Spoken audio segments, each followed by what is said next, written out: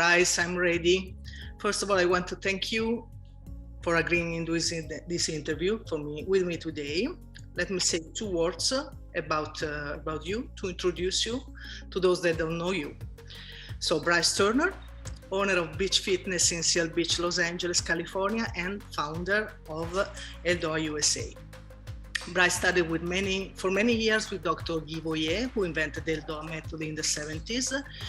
He's a soma trainer, soma therapist, an ELDOA trainer, and he's now close to graduating osteopathy, always with Dr. U.S.A at his Sutherland Academy of Osteopathy. Bryce trained world-famous athletes and team, and he's part of an elite of a teacher trainer who teach ELDOA, soma training, etc. to people like me. So he is the instructor of us instructor, right? So let me start. First question. Let's start from the title I've given to this interview. ELDOA, osteopathy in motion. So in my opinion, Bryce, osteopathy and ELDOA and the other techniques invented by U.S.A, but today we will stay on ELDOA, right? Have a lot in common. The tensegrity model, the fascial system, the fascial tension. So the fascia. Of course, the fascia is the link between the two. So do you like to expand this concept? Yeah, of course.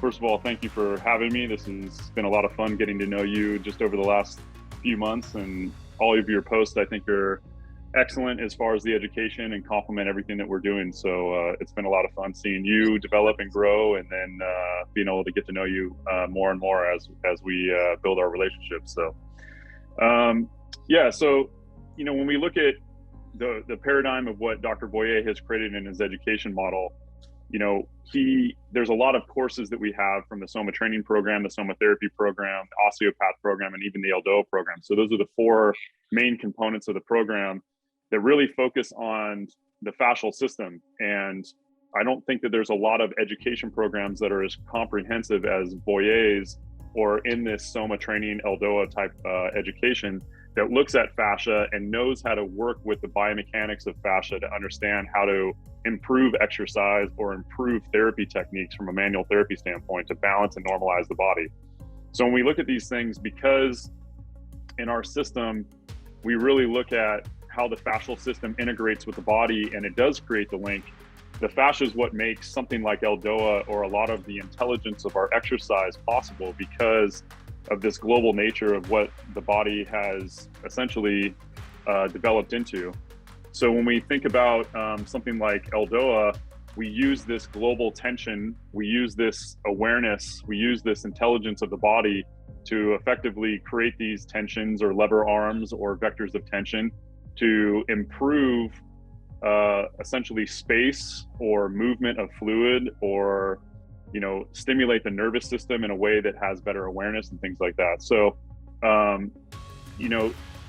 if we're going to think about improving something in the body as an organ of the body, the fascia is one of the largest organs that we have in the body that needs to be maintained, and it needs to be stimulated. So I think a lot of times in the education, I refer back to people think about someone that has osteoporosis or osteopenia, and they need to stimulate essentially the bony matrix to improve bone density. Well, if you want to improve bone density, we always say you need to do something that's weight bearing to the bone system so that the body wants to lay down more bone and create better bone density. Well, if you want to improve your fascial system, you need to do fascial exercise. And so you have to be able to stimulate the connective tissue or the link in the body to improve this connective tissue, 1, from the actual structural component of it, 2, from the metabolism and the movement of the fluids through the system, and then 3, most importantly, is the neurological link, which is the communication process of the body. And so as we stimulate all these different structures, we start to get a big normalization of a lot of different things that we have in the body, which is part of the history of the ELDOA and part of the aha moment that even Dr. U.S.A had in the process of developing these exercises, which was, as you normalize something like the connective tissue or the fascia, and you normalize the joint and all the structures that are in link with that, it's not just a structural exercise. It's not just creating space for the nerve or space for the joint or space for the disc or anything like that. It's improving the communication pathways and normalizing everything that's in that link, which for the most part, we can draw a lot of different relationships and lines in the body that the body, you know, like in the history that Boyer was really going after, because he was thinking so much about back pain, was really the idea that, hey, if you want to normalize the visceral system and the organ system, you can do that by working with these exercises, because you improve the movement of fluid, you improve the neurological output, and then most importantly, you improve the link that the organ has with the structural system of the bones, like by improving the spine, improving the rib cage, and improving a lot of these surrounding structures to improve something along that line. And so there was a lot of benefits that people were getting when he was doing his case studies that said basically, hey, my back pain feels great, but now my digestion has improved, or my you know, pain for my menstrual cycles has improved, or some other system in that link had improved along the way. So I think secondary effect. Yeah, secondary effect, tertiary effect, or anything like that. So you know, the fascia is always going to be looked at in our standpoint as part of the structural body, but it has so many different layers literally to understand how it's really benefiting the organization of our body. So the healthier the connective tissue is, the healthier a lot of the systems in our body are, because of this deep link that we have in our body. Yeah, yeah. According to Boyer, referred to ELDOA, you are your own best therapist, and osteopath believes in the capability of the body to heal itself. What do you think about this? Well, you know, it's our responsibility as trainers, therapists, and doctors to be teachers to our patients and our clients and educate them on the process of how to have better health. And if we don't take the time to teach them, a lot of times people are just kind of going through the motions and trying to understand, you know, trying to listen to somebody like us, or maybe they don't listen to somebody like us because they don't fully understand. And I've found that I forget sometimes that people don't know the body like maybe we know the body. And so it seems very just reactive for us to say, oh, well, you have this problem, let's go do this, or let's assess that, and let's work through the system so that we can improve what's wrong with the body. And really within the concept that we're not chasing symptoms anymore, the symptoms are just sort of our red flags along the way of the path. And we're really trying to find the cause and effect of why the body's in this stressed position. So, you know, I forget sometimes that I have to take a step back, and I really need to take the time to explain to people and teach people what it is that their body is doing and why we're doing these exercises, because the more they understand, the more they're willing to do the exercises and heal themselves. Something like an ELDOA is so effective that there's not a lot of argument, because I think sometimes when people get rehab exercise programs, or even if it's for performance or anything like that, it can be very overwhelming. And if they don't have that buy-in and that know-how of why they're working with their body in this way, they're just not going to do it, or they're not going to do it as effective enough. And if I can tell somebody, hey, for 1 minute a day, if you do this one exercise, this is going to improve your body, there's not a lot of argument from people that say, hey, I'm not going to do this. Like, I don't have the time, right? Yeah. So that makes it very, very easy. But, you know, for a lot of us, you know, our schedules get busy. We have a lot of people that we see.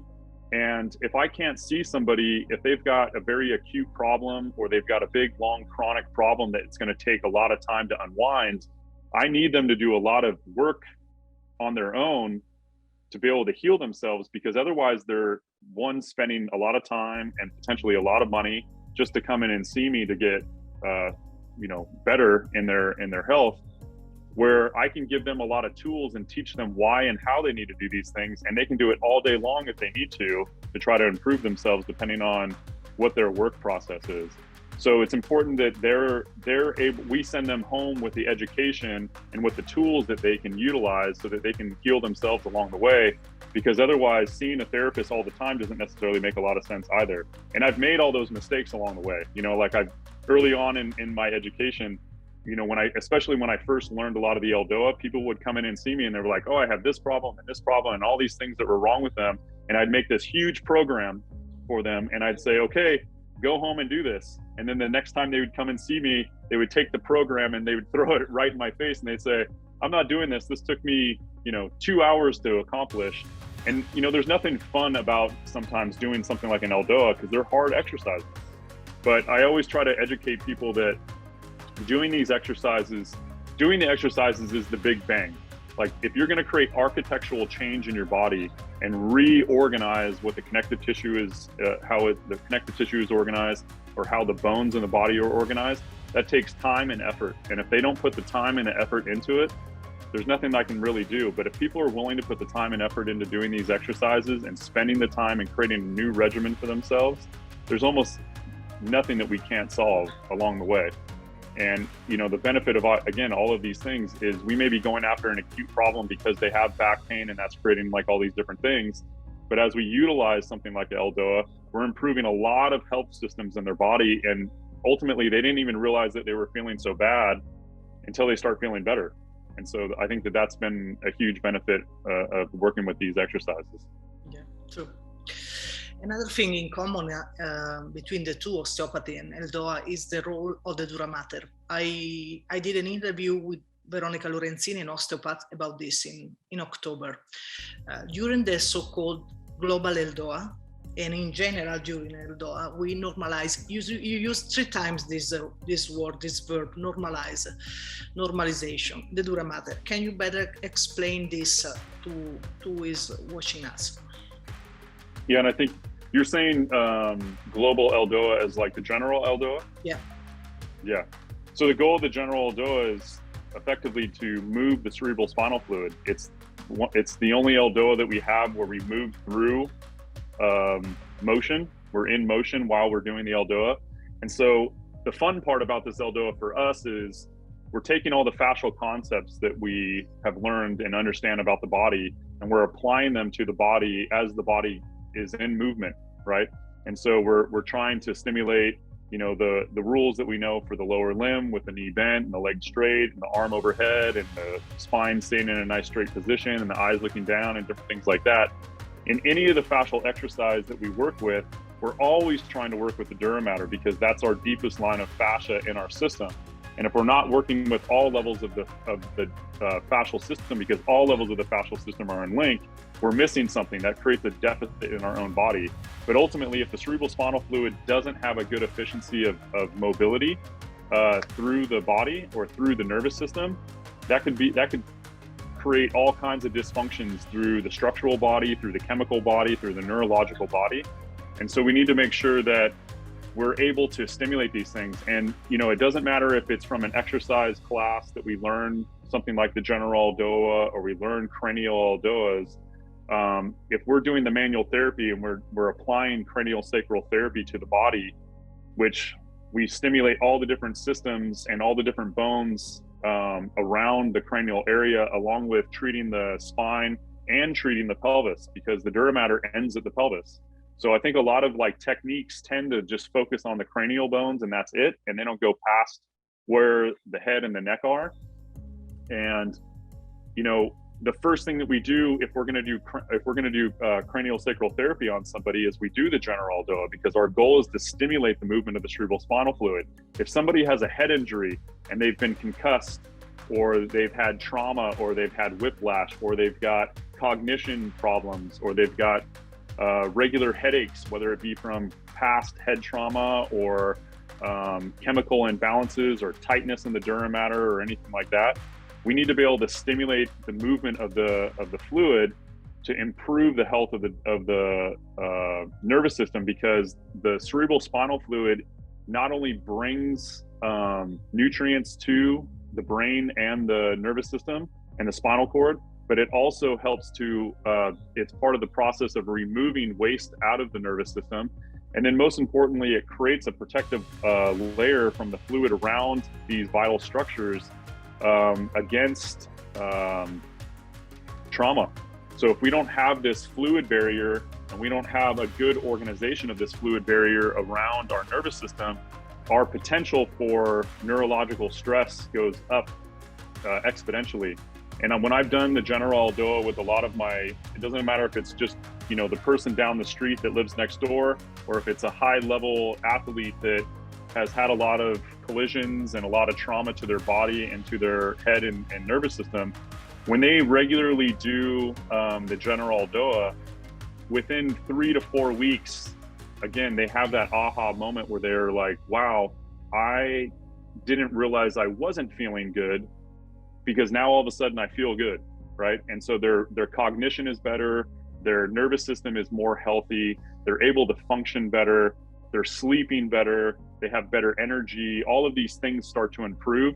But it's like a snowball effect. If you do it once and then you don't do it again, you're not going to get a good effect. If you do it many weeks in a row, every single day, it becomes a very, very effective exercise. And what I teach the students is you can do this as exercise as a way to warm yourself up and get the body going for the morning, or you can use it to down regulate yourself because you've been so excited about the process of exercise, or about sport, or about competition, or about trauma in the body, that sometimes the nervous system is agitated or wound up, right? And so sometimes we need to kind of wind the person down, and using something like this is very effective as well.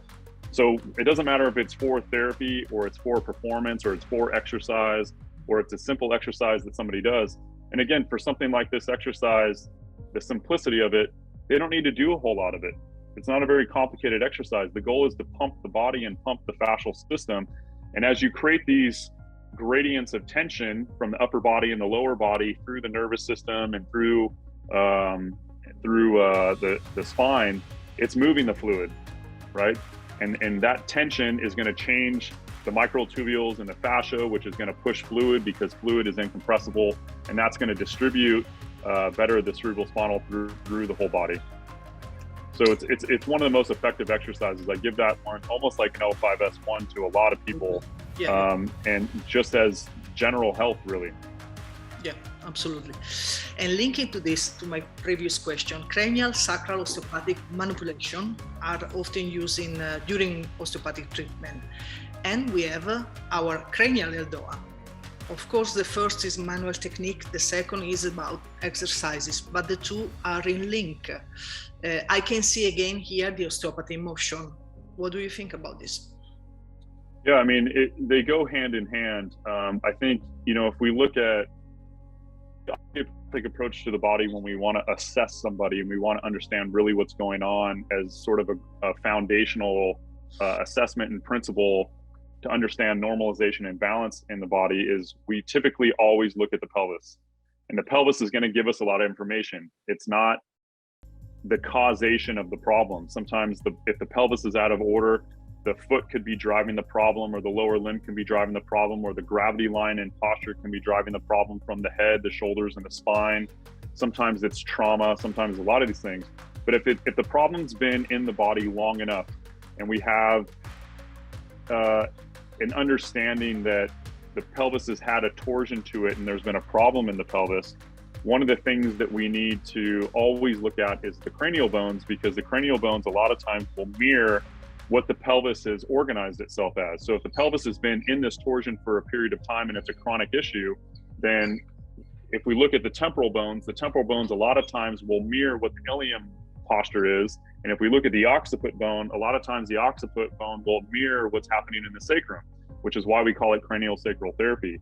So from the start of any assessment with anybody, depending on what their problem is, if we're assessing the pelvis and we find this big problem in the pelvis, usually the next part of the assessment is to assess the cranial bones and feel biomechanically what may be working and what's potentially not working, or if a temporal bone is stuck in out flare, if it's an in flare, or if there's a side bending of the occiput, and all these different things.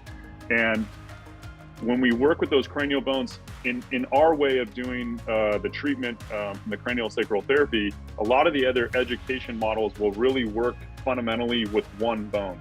And they'll say, okay, what is the temporal bone doing? What is the frontal bone doing? What are the parietal bones doing? What is the occiput bone doing? And they'll treat one bone at a time. But the thing is all the cranial bones work in relationship with each other.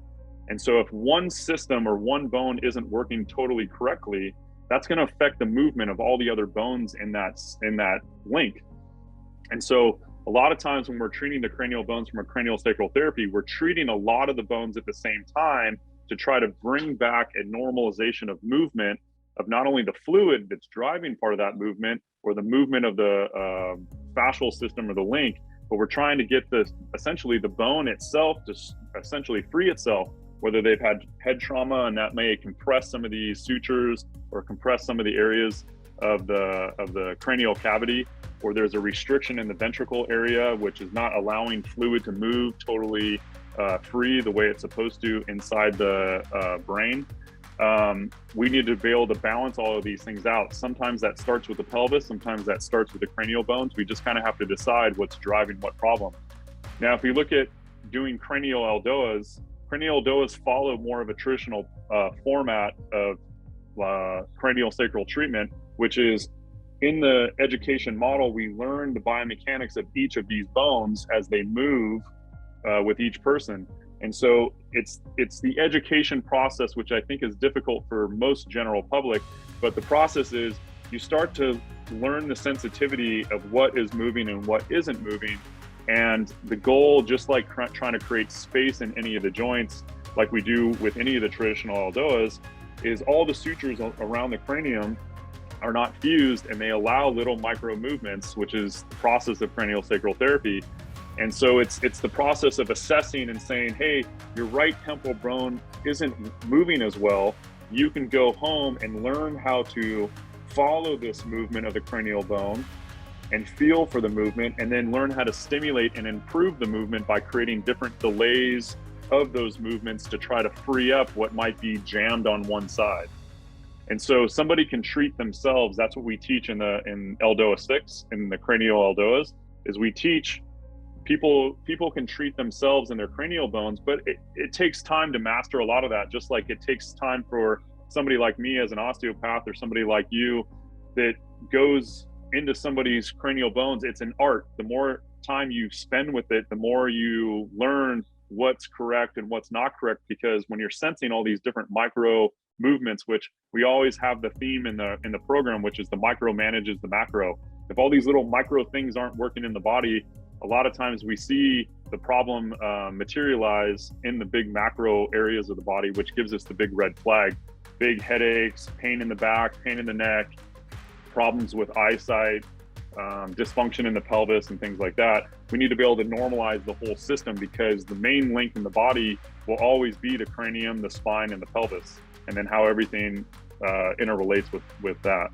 So, when we look at an exercise that we can utilize on somebody, at the basic level, if somebody's a trainer and they want to learn how to work with the cranial bones, they learn the cranial ELDOAs, you can do those exercises on somebody, or you can teach them how to do it themselves, which is really the goal for being your own best therapist. And then from the therapy side, there's cranial sacral therapy, which is much more detailed, right? Much more involved and much more coordinated to work through the whole dura mater system, or the ventricle system of the cranium and the spine and the pelvis, to try to normalize all of those structures. I like the idea of the mirror. I will write something about it. You gave me an idea. So this is my last question, Bryce, and it's about fascia release. I am smiling because I know what are you going to answer me. I know. Yeah. And this could take us a little bit far from ELDOA. It's more about myofascial stretching or global postural stretching, and could be the focus maybe of another conversation. We will see. So fascial release technique, like fascial gun, foam rollers, or balls used for self-massage. So this, I'm in this world in this moment. One client asked me what I think about these tools. I answered that they are okay if you know the direction of the fiber of the fascia, that often is not the same of the direction of the fibers of the muscle. What do you think about this? No, I think that's the biggest limitation when we look at some of these things. I think that, the buzzword of fascia has been around for a long time, but I think the understanding of what the fascia is and how to work with it is still being understood. And I think in a program like ours, doing fascial exercise and doing fascial therapy, we have a pretty good handle on what we understand the fascia to be and how to treat it and how to work with it. But are any of these other techniques viable? Are they effective? Just like you said, you could take a really crappy technique and make it good, and you can take a really good technique and make it crappy, right? And that's within sort of the coaching method or the application method of how we work with these things. So, for a while there, I was on the bandwagon where I was like, foam rolling is the worst thing you can possibly do. And I think that there's a lot of problems with foam rolling. But I think if you go back to what the goal of the issue is. Oh, you disappeared, Bryce. Something happened. I'm back. Sorry, a call went through. If we look at how we're working with the fascia with these exercises, or what our goal of the program is, if you're working with an athlete and they need to have a result right then, working with a fascial gun or a fascial blaster or doing some potentially damaging technique to the fascia may give the result that you need at that moment in time so that athlete can go perform and go do what they need to go do, right? But being an athlete, as we know, is not for the health of the body, it's for the performance of the body to go win the game. And so I think a lot of the general public sees what the athletes do and they put them on the pedestal and they say, well, I want to do what they're doing, right? And the problem with that is the general public aren't performing like athletes, and they think that what the athletes are doing is healthy, and it's not, right? And so we have to go back to the concept of why we're doing particular things for what reason, and what tools do people have around them so that they can get the best result possible. If I know I can't see somebody very often and they're not going to be able to get the treatment that they need in their soft tissue, I may say, hey, maybe using a foam roller isn't the worst thing for you, because sitting around and doing nothing may not be the best course of action, right? Our goal in the fascial exercise between myofascial stretching and ELDOA and GPS and some of these other fascial exercises that we learn in our program is to be able to approach the fascial system or the link of the body with a more intelligent way of treating the link of the body. And so I'm always going to defer to those as the best ways to treat the system. But there's a lot of other ways that people can go about that and get some sort of result along the way. But I think some of the old education about going after the body or going after the connective tissue is flawed, because there was the whole sort of grip and rip or twist and tear and almost damaging, like really damaging the fascial system. And when I teach an ELDOA class and I put the pictures of the fascial structures on the board, and the students look at that and I go, you see these microtubules that are filled with fluid, you see how hydrated the system can be, and you kind of go, doesn't it look relatively easy to damage those tissues? And, of course, the students always say yes. And I go, if you tear any of those tissues or you break any of those tissues or the microtubules, what are you doing to the tissue? And ultimately, if you damage the microtubules that are carrying the fluid in the fascia, which is the lubricating property of the connective tissue, you're diminishing the tissue's ability to continue staying hydrated and staying mobile, which means that a lot of times people, when they feel better from doing some of these very abrasive techniques to the body, they feel like they need to do them more, because as they continue to damage the tissue becomes less effective. It becomes less efficient in moving fluids around so that it can maintain its sense of mobility. You're damaging the architecture of it all. And then ultimately, when you tear that tissue or you break down any of the microtubules in those structures, what heals in its place? Usually scar tissue heals in its place. Well, if your scar tissue heals in its place, reticulin tissue is very, very dense and doesn't move very well, right? It's meant to adhese layers of broken tissue together and scar it all together. And so now you get adhesions and some of the sliding effect of the tissues or the different layers of the tissue, and you're slowly damaging yourself. And people don't realize that right away. And there's a lot of sort of chemical components that are in play too. There's a process called DAMPs, and there's the immune response that the body has when you apply these kinds of damaging techniques to the connective tissue or to the body. And there's a great podcast that Dan Hellman did many years ago that's, I think, still linked on his website. that he breaks down what foam rolling and some of these fascial damaging techniques do to the body and how the body responds to that. And so it's a good resource for a lot of people, because he really breaks down some of the chemistry behind it and some of the microbiology of a lot of it. But ultimately, the foam roller is never going to go after the IT band the way the IT band is organized, right? Because you have the linear fibers of the IT band that go caudal-cephalic, and then you have the femoralis fascia that goes transversely and intermixes between all of those fibers. So if you're only treating the IT band from the knee to the hip, you're only getting about 50% of what you need to work on to try to get a good result in that fascial link. So to do manual therapy or fascial therapy on a lot of these structures is very important. And anybody who's really been trained in doing proper fascial therapy knows that when you try to stimulate, the goal of the fascial therapy is to stimulate the fluid, to move the fluid into the tissue. And as you move the fluid into the tissue becomes more pliable and more supple and becomes more normalized. But if you're putting an external force on the body, like a foam roller or your body weight or some sort of scraping tool or something like that, what are you doing to the tissue, and what are you doing to the structures that live deeper to the tissue that you think you're stimulating?